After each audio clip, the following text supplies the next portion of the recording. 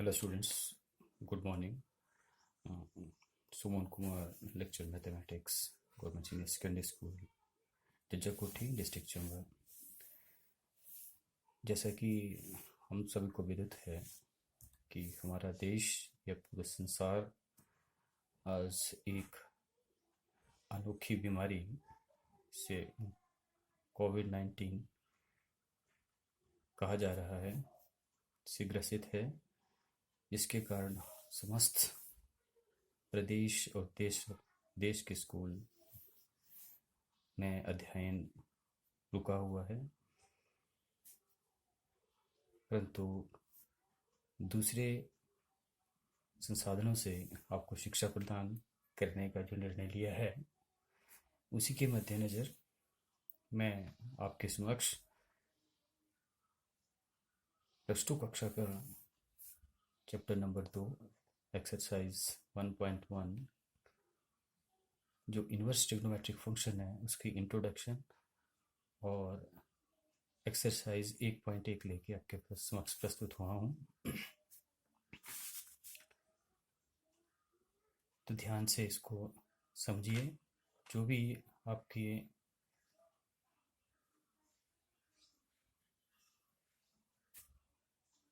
Dots होंगे उसको आप पूछ सकते हैं दिए गए हैशटैग पे आप क्वेश्चन करके। चलो स्टार्ट करें। जैसे कि हम जानते हैं कि हमारे पास यदि कोई फंक्शन f है तो उसका हम इन्वर्स f इन्वर्स द्वारा लिखते हैं।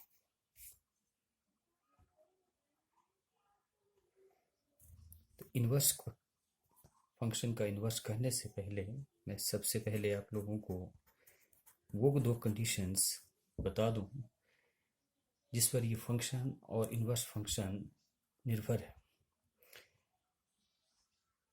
किसी भी रिलेशन को फंक्शन हम तभी कह सकते हैं जब किसी फंक्शन के सेट ए के हर एक एलिमेंट की सेट बी में इमेज होगी। इस बात को समझने के लिए जैसे मेरे पास समूचे ए सेट ए है एंड सेट बी है, यदि यहाँ मेरे पास नेचुरल नंबर 1 से लेकर 4 तक हैं और यहाँ हम इसका स्क्वायर लेके चल रहे हैं,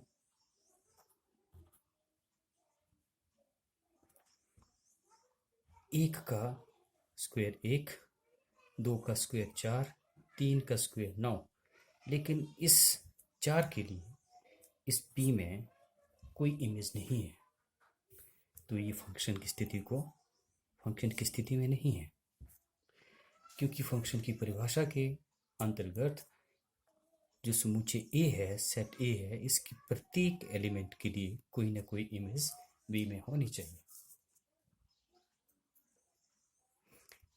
कंडीशन नंबर 2,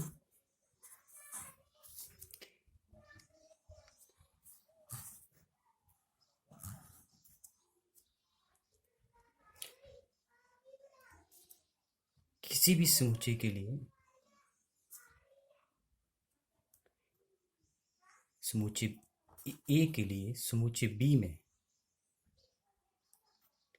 एक से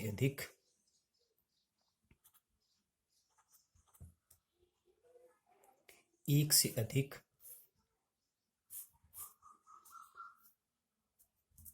जैसे मैं समुच्चय को बढ़ा लूँ -1, -2, -4,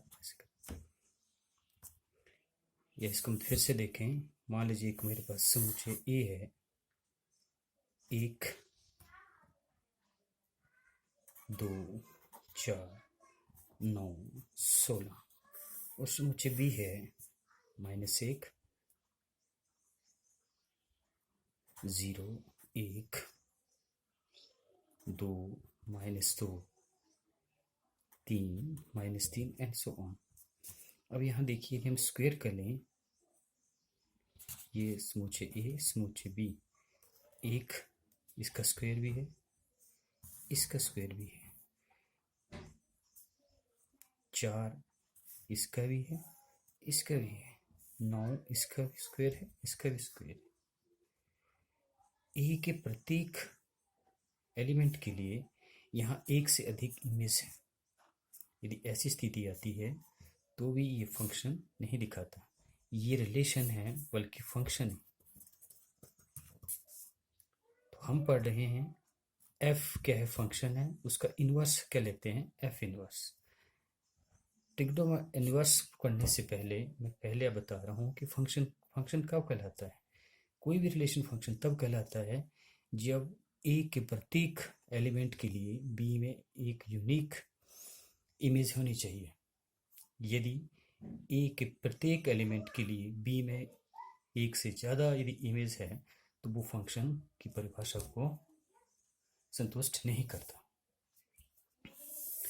ये सारी बातें मैं इसलिए बता रहा हूँ कि जो हमारा आज का चैप्टर है इन्वर्स ट्रिग्नोमेट्रिक फंक्शन, जो ट्रिग्नोमेट्रिक होती है, ट्रिग्नोमेट्रिक फंक्शन होते हैं,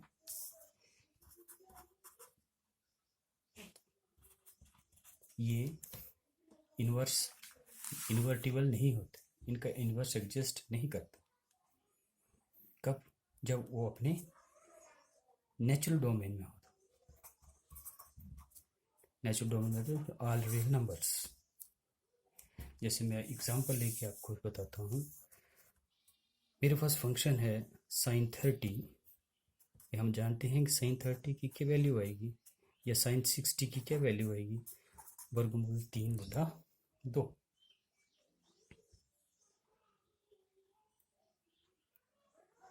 ये कब है? जब थीटा आपके पास 60 degree, this is particular case. एक विशेष एंगल के लिए हमारे पास इसकी वैल्यू कितनी आ गई, √3/2। यदि मैं रिवर्स करके लूँ, मेरे पास कोई फंक्शन है साइन वर्गमूल 3/2, तो इसकी वैल्यूज क्या आएंगी, 60 डिग्री, थीटा हो सकता है 120 degree, 240 degree, 480 degree and so on.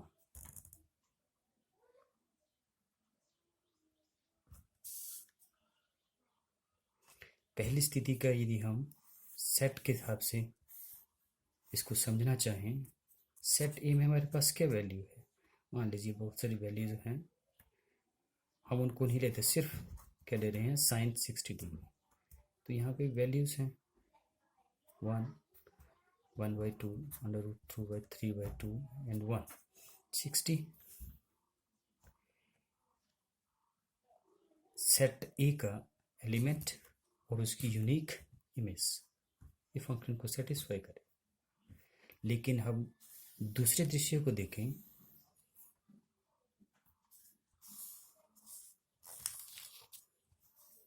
इसमें देखें हमारे पास क्या है, √3/2 और इसकी वैल्यूज क्या क्या आ रही हैं,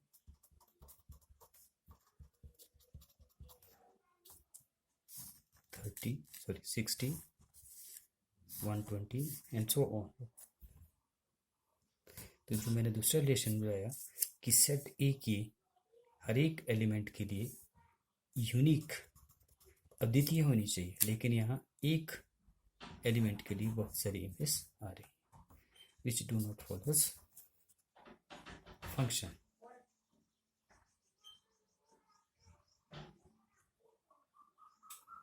It means trigonometric function are not invertible. But here is a condition. If we want to make them invertible, we are restricting their domain. I just want to elaborate you by giving example or by showing graph.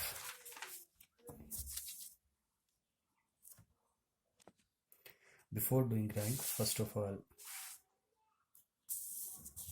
the definition of sine inverse, the inverse sine function, the inverse sine function is defined as y is equal to f inverse x, which is equal to sine inverse x, inverse of sine. And if and only if, where x is equal to sine y and y belongs to minus pi by 2 to pi by 2. Here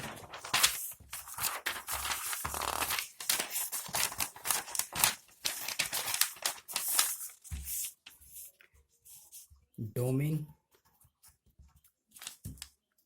of sine inverse x, domain क्या है -1 से 1, और range कितनी है, range of sine inverse x is equal to minus pi by 2 to pi by 2।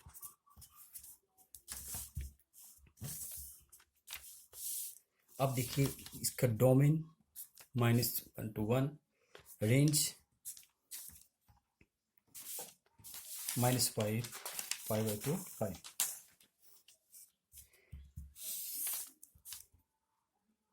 यदि हम sine inverse sine को देखें, इनवर्स की बजाय साइन को देखें, तो साइन का डोमेन क्या आएगा, डोमेन रियल नंबर और रेंज -1 से 1, क्योंकि हम जानते हैं कि इनवर्स उल्टा हो जाएगा।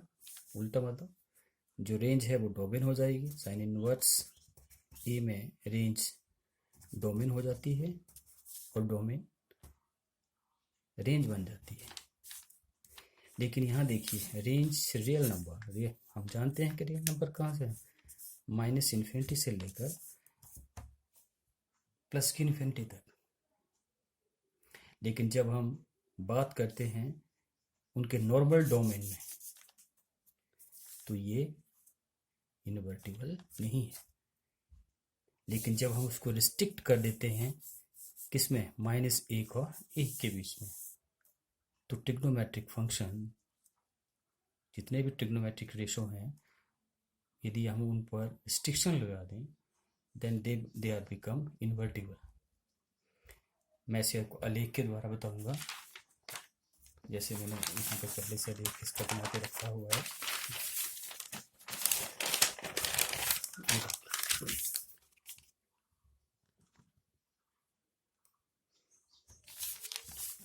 इस बात को समझिए, यदि हम इसका आलेख करें, ये है हमारे पास y और ये है x। जैसे कि मैंने आपको बताया कि डोमेन क्या है इसका, -1 से 1, डोमेन -1 से 1, और रेंज कितनी है, -पाई बाई 2 तो -पाई बाई 2। ये वाला हिस्सा यहाँ से लेकर यहाँ तक, -पाई बाई 2 पे इसकी वैल्यू -1 और पाई में इसकी वैल्यू 1। जो हमारा नेचुरल डोमेन है, यदि उसका हम आलेख बनाना चाहें तो इस प्रकार से बनेगा कि जहाँ पर इसकी वैल्यू पाई बाई 2 है, वहाँ हर एक वैल्यू बराबर आएगी। ये देखिए, ये वाला -3/2 1, पाई बाई 2 1, 5 पाई बाई 2 1, ये सारी वैल्यू 1 1 आ रही। It mean this is periodic. This particular graph periodically repeat itself। यहाँ देखिए, यहाँ से लेके यहाँ तक, फिर यहाँ से लेके यहाँ तक इंक्रीज कर रहे हैं -1 से 1 तक। यदि हम इसको यहाँ से रिस्ट्रिक्ट कर दें, तो इस पर्टिकुलर डोमेन में ट्रिग्नोमेट्रिक रेशो साइन, विशेषकर हम साइन के बारे में पढ़ रहे हैं, तो साइन इन्वर्टिबल होगा।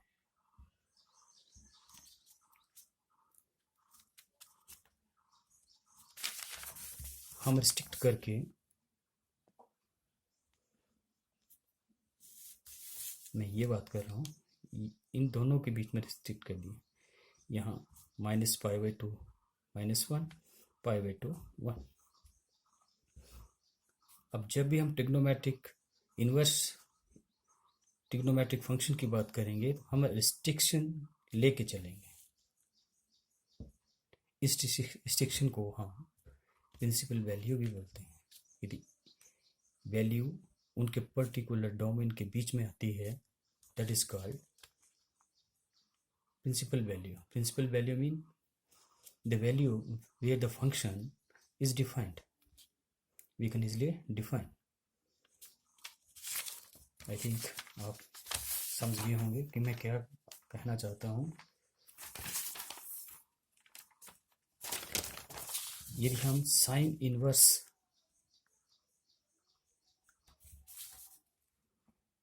एक्स का डोमेन आलेख देखना चाहें तो ये देखिए, इसमें अक्ष बदल जाते हैं। जैसे इसमें एक्स अक्ष यहाँ वाई हो गया और वाई एक्स अक्ष हो गया। ये आलेख आपका इनवर्स का है। इस केस में डोमेन -1 से 1 और रेंज -π/2 जैसे मैंने पहले बताया कि domain of sine inverse x -1 1 and range of minus sign inverse x -1/2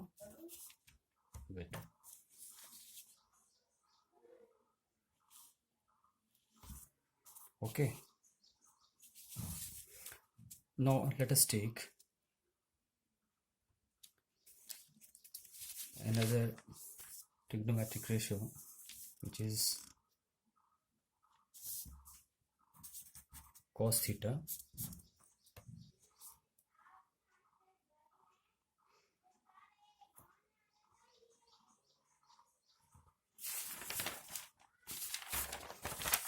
Here is the graph of cos theta. Here cos 90 0. आप इस पीरियोडिक ग्राफ को देखिए, ये अपने आप को रिपीट कर रहा है।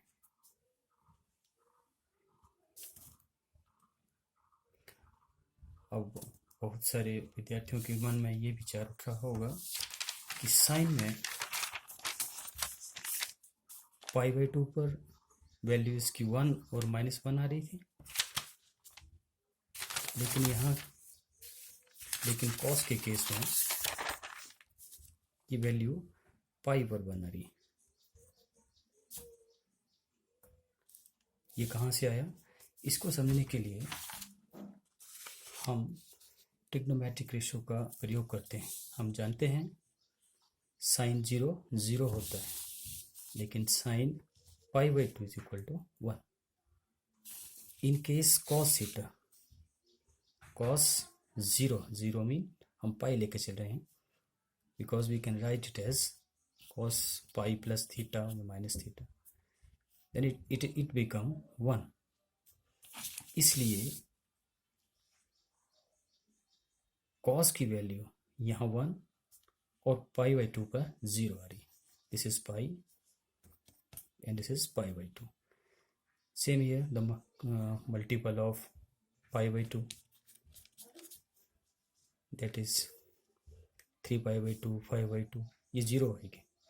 लेकिन जो मल्टीपल आएगा 2 का, 2π 3π, it is 1। here ये 1 3π 1। Similarly in case of negative values, I think आप समझ गए होंगे।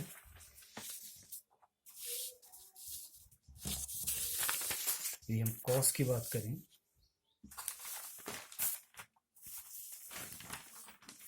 domain of cos theta, that is real number, and range is -1 to 1, same as of sine. But for cos inverse theta, this graph will be like this. Similarly, this is y axis and x axis. Here inverse, समझने बात किसी को, f x to y, or in case of inverse, f inverse y to x, x to y, तो ये आलेख आएगा। और ये वैल्यूज क्यों आ रही है मैंने आपको बता दिया। ऐसे ही इन्वर्स के लिए, तो इन्वर्स में क्या आ जाएगा, x, और ये y एक्सिस पर ये वैल्यूज आएंगे। यहाँ भी पाई पर, यहाँ अब डोमेन का रेंज हो जाएगा और रेंज का डोमेन हो जाएगा। कॉस इन्वर्स में डोमेन क्या आएगा, domain of cos inverse x, that is -1 1, and range that is 0 to pi.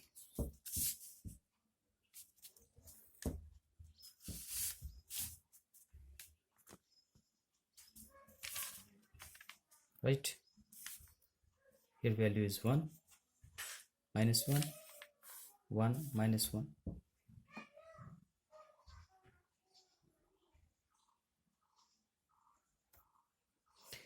इस बात को समझ गए होंगे, बिकॉज हम जानते हैं cos minus theta is equal to cos theta, positive हो जाता है,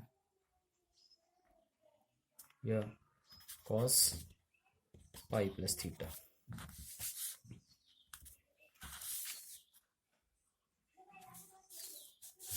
Similarly, if we take tan theta, here tan theta,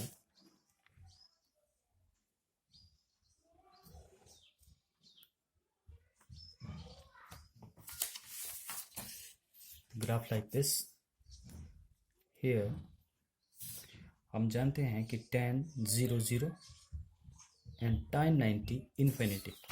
इसको समझिए, tan 0 की वैल्यू कितनी होती है, 0, लेकिन at tan pi by 2 it become infinity or not defined. So this graph will at tan 0 0, but at 90 degree it become undefined.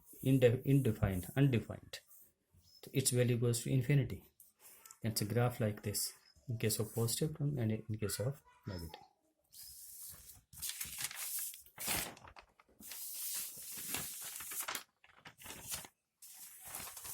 यदि हम इसका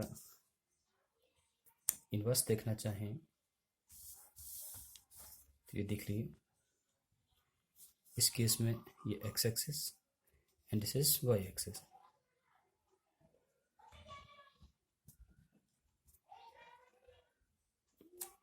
its domain is also real number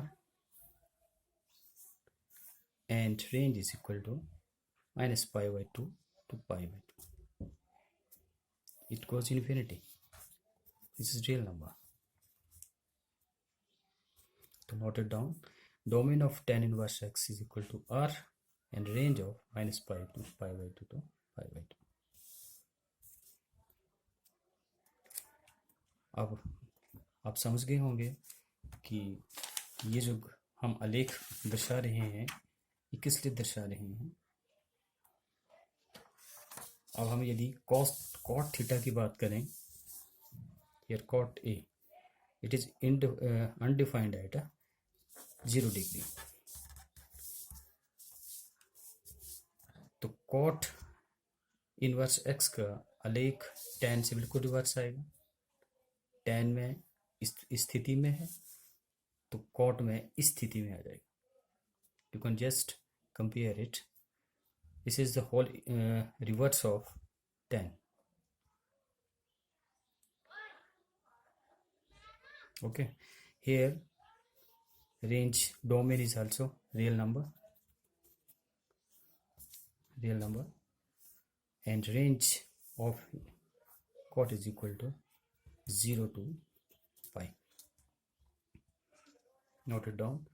The domain of cot inverse x is equal to r and range is equal to 0 to pi. Similarly for the secant, and this is a restricted graph like this, and its domain is minus infinity to 1 union 1 to infinity. ऐसा क्यों है ये आप लोगों को यहाँ understood हो जाएगा, क्योंकि sec not defined at a 90 degree. We can take union of minus infinity to minus 1 and 1 to infinity.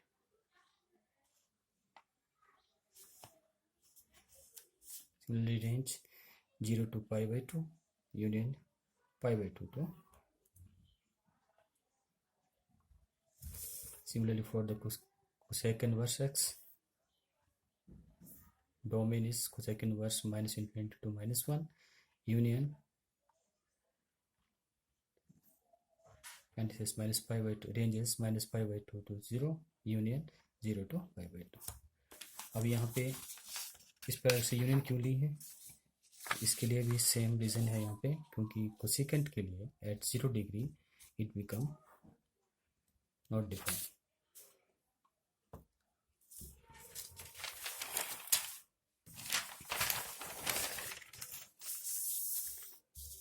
Now what is principal value? Head on. What is principal value? क्योंकि ये जो एक्सरसाइज आपका आगे इसमें mainly यही बताया गया है कि find out the principal value of the given trigonometric functions. The value of an inverse trigonometric function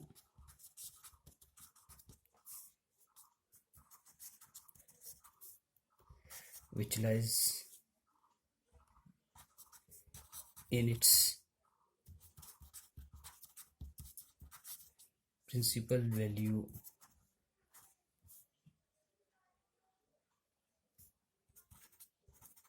branches is called its principal value. Okay, I have made a table of it. Have a look.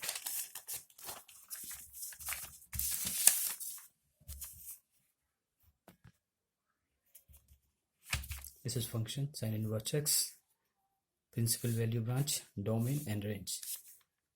In sin inverse x, domain minus 1 to 1 and its range is minus pi by 2 to pi by 2.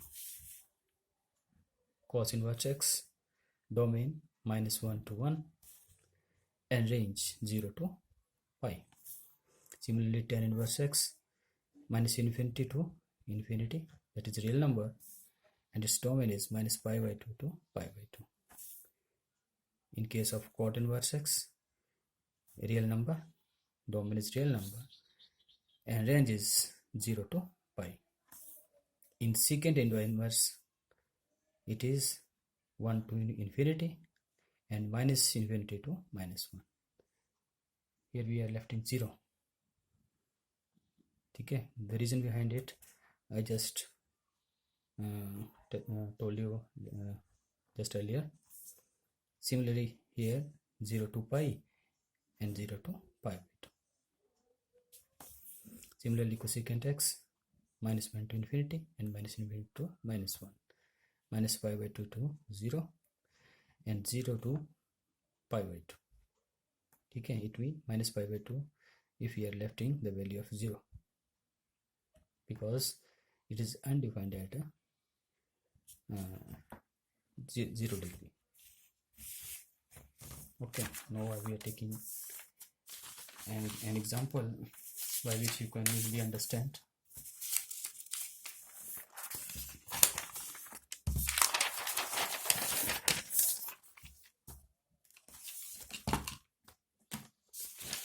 Let us take an example.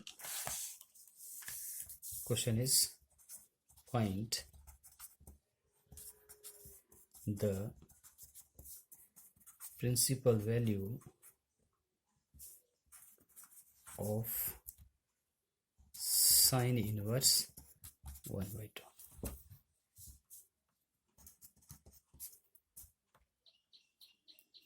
कैसे करेंगे इसको? मान के चलेंगे late sine inverse 1/2 is equal to y, or we know that the domain of y is minus pi/2 to pi/2. ये होनी चाहिए. Then here it become sin y is equal to 1/2, which implies sin y is equal to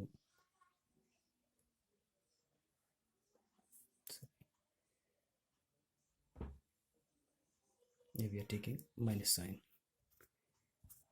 minus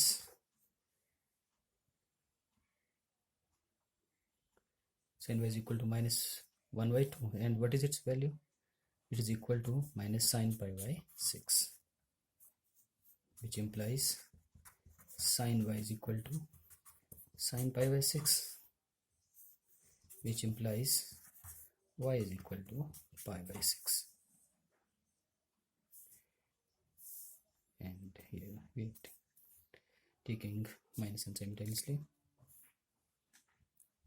and here the value of y is equal to minus pi/6, and minus pi/6 belongs to minus pi/2 and pi/2. It exists in their domain, and therefore it is required principal value.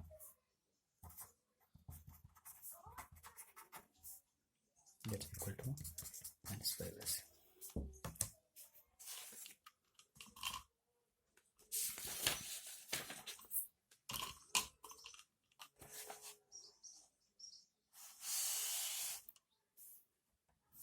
Okay, understood.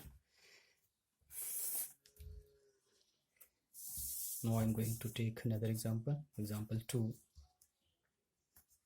Find the principal value of secant inverse 2 divided by under root 3. Same solution is take